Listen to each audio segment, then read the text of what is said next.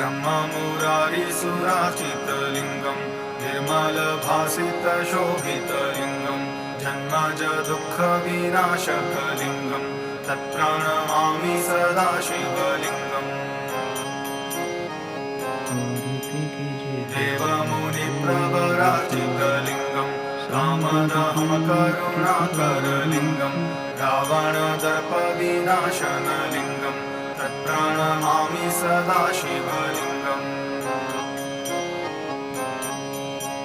सर्वसुगन्धिसुलेपितलिङ्गं बुद्धिविवर्धनकारणलिङ्गं सिद्धसुरासुरवन्दितलिङ्गं तत्प्रणमामि सदा शिवलिङ्गम्।